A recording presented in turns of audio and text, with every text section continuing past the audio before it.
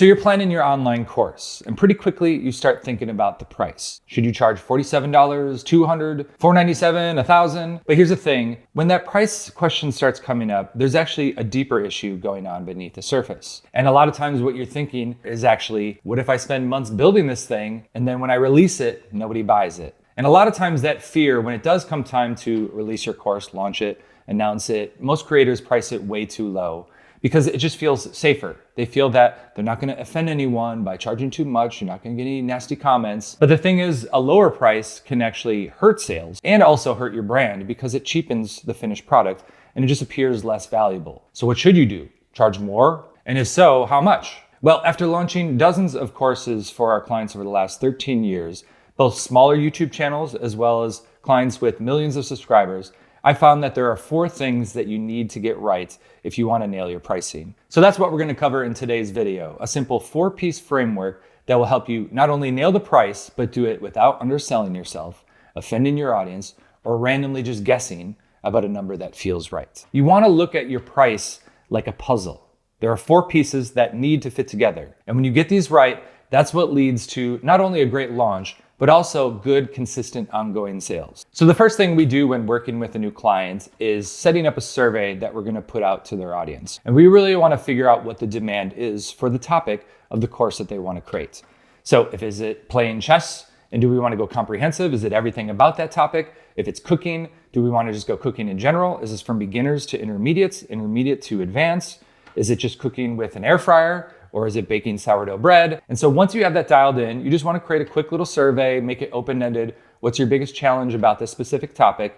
And then you're going to want to put it out on YouTube, create a video about it, link down in the description. Instagram, you can create a little story. If you have an email list, you definitely want to push there as well. Then after about a week, we want to add up all the responses, see how many we got. And that can really give you a good idea. If you only get 40 or 50 responses, selling something like a $27 course probably isn't going to move the needle very much in your business. And so this is really the first key to the puzzle. Remember this, pricing is not only about what the course is worth, it's also about, is it worth your time to create it? And the way it usually works is the lower the response to the survey, it just means you need to have a higher price point. But even if you get thousands of responses, that doesn't mean you should price it lower. This is just the first piece of the puzzle, which is why it's time to move on to piece number 2. So here's how most people think about creating a course. The first thing they do is go, how long should it be? How many modules should I include? Do I need coaching calls? Do they have access to me? Do I need expensive software? But what matters more than all of this is the result that somebody gets when they finish your course. What is the transformation that they receive at the end? No one wants just 20 lessons on how to play the piano. What they want is a step-by-step plan for self-taught beginners to be able to play their favorite songs in the next 30 days. You see, there's an end result there. That's what we're shooting for. It's chess. No one wants 12 hours of different tactics that they can use in their games. They want a structured approach to breaking a 1500 ELO rating in the next month or 2. So it's important to remember this. Customers are not paying you for how much work you put into the course. They're paying you for the result that they achieve. It doesn't matter if that takes them 10 hours, or it doesn't matter if it's 20 hours of more content. The transformation, it really is the most important piece. This is going to help out with your marketing. It makes everything easier when you have a strong transformation. If it's vague, if you don't really know what you're trying to sell or what they get on the other side, it doesn't matter what the price is. If it's high, if it's low, you can price it as low as possible and people still aren't going to be excited about it because they don't really know what they're going to get on the other side. But if you have a super specific end result that your audience is really into, they're really excited about, maybe it really bothers them, it's a struggle that they're really trying to get across. That's what leads to creating a course that really sells itself, and also one that you have a lot more elasticity when it comes to picking a price. The third puzzle piece is your competition. And this is actually where a lot of people start, but it's actually the least important. And so what most people do is they look around at maybe the top channel in their niche and they go, okay, what are they doing? What price point are they using for their courses? Is it a membership? Is it a course? And they just do the same thing. And it is true that nothing exists in a vacuum. So if you have customers, let's say you create this amazing transformation, you have to see what they're comparing your course to. That is important. For example, in the cooking niche, there's just so much free content out there. There's so many creators, you can get recipes for free everywhere that, selling something like a big transformational course, it's a lot harder to sell. We've done it, it works, but you have much more of an uphill battle. The other side is also true. So it really depends on the niche. Let's say art. We do a lot of stuff like colored pencil drawing we've done, oil painting.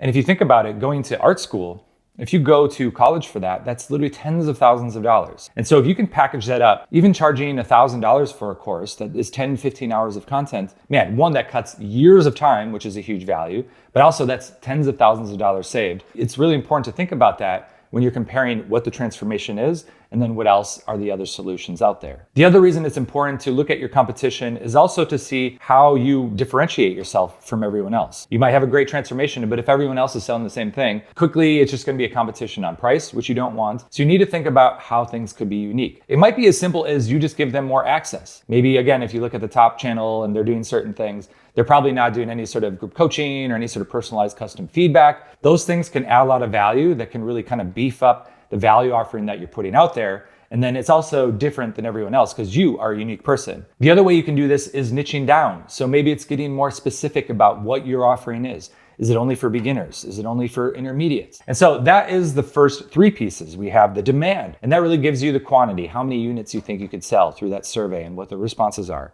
You have the transformation, and that really gives you what the course is worth. You have the competition, and then you can see, how do I compare myself to everyone else? But there's one more piece, and this really changes the math on everything. And that is the sales strategy. And so what I mean by this is basically how you plan to promote your course. Do you send them straight to a checkout page from an email link or in a description? Do they have an application that they have to fill out? Is it a long form sales page? That's what we do a lot. Maybe it's like a webinar or sales calls. And this really is the most important piece because it doesn't matter how good your course is. If people don't see the value in it, if you don't know how to convey that appropriately, especially based on the price point, it's really going to be hard to get those sales, especially if you're at a higher price point. And so there's a way that I like looking at things, and the quick and dirty math of it really is, if it's under $100, you really only need a simple sales page, maybe a few little things. Here's what you're going to get. When you get into the more $100 to $500 range, that's where you're going to need some compelling long form sales copy. And so that might be at minimum, here are the modules of the course. But ideally, if you really want to do it well, it gets into talking about your story. Why did you create this thing?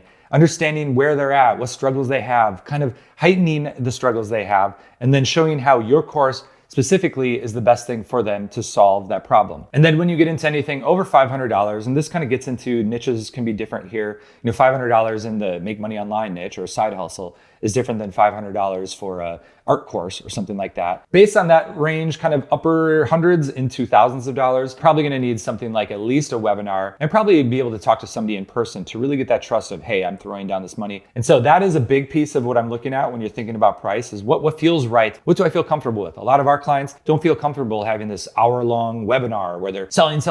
It's just too hypey, too markety. It's not on brand. And the final thing you want to factor in when it comes to the sales strategy is also how warm your audience is. And so YouTube, it's a pretty warm audience because they've probably seen multiple videos from you. Maybe they've been following you for years. And so that leads to you don't need as much selling to get somebody to come in because they already like and trust you. But if you're coming from cold traffic, a lot of times people say, hey, can we just throw some ads at this thing and see if it works? It is possible to have success with cold traffic. But what we found is that usually you do something like a lead magnet. So they click on an ad, let's say on Meta or Instagram, and then they go into an email sequence. And you go through and you warm them up over time. You tell your story, you tell a little bit about how you solved problems, you maybe give them a little epiphany, and then you can do a course promotion. So that's the 4 puzzle pieces. Piece 1, you have the audience demand. How many people are likely to want this badly enough to buy it from you? Piece number 2 is the transformation. What result does the course create? Piece number 3 is the competition. What is the buyer comparing this against? And why is yours different and special? And piece number 4, how much trust and explanation does your price require? And how can you do that in a way that feels on brand to you? For us, usually, just as a quick example, we work mostly with large YouTube channels. And what we found after the initial survey, if the results are good, the sweet spot for a course is about $197 to $497. A lot of times it's at least 10 hours, maybe 15 to 20 hours. And it's that transformational comprehensive course. And if you do that with a proper launch strategy and paid ads after launch, you can pretty much guarantee a 7-figure course within the first year. And of course, there's a lot of variables that go into this. The niche really matters a lot, how well the sales page converts, how big the audience is. But if you get these 4 pieces right,